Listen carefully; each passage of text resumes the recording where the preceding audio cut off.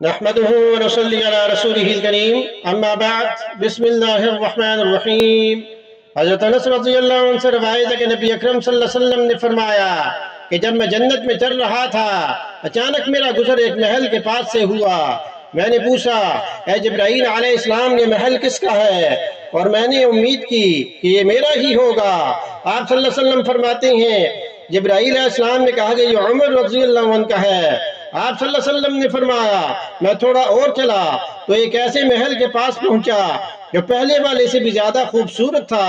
آپ صلی اللہ علیہ وسلم فرماتے ہیں میں نے پوچھا جبرائیل علیہ السلام یہ محل کس کا ہے؟ اور میں نے یہ امید کی کہ یہ میرا ہی ہوگا۔ آپ صلی اللہ علیہ وسلم نے فرمایا جبرائیل علیہ السلام نے کہا کہ یہ بھی عمر رضی اللہ عنہ کا ہے، اور اے ابو حفص اس میں خوبصورت آنکھوں والی حور عین تھی، اور مجھے اس میں داخل ہونے سے سوائے تیری غیرت کے کسی چیز نے نہیں روکا۔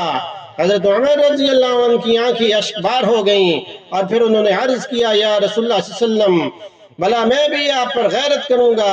میں نے کبھی آپ پر غیرت نہیں کی۔ اس حدیث کو مسند احمد میں 13345 میں روایت کیا گیا ہے۔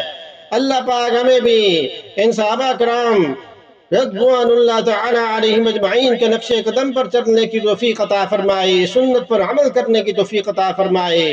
اللہ پاک ہم سب کو جنت الفردوس نصیب کریں۔ وما علینا الا البلاغ المبین۔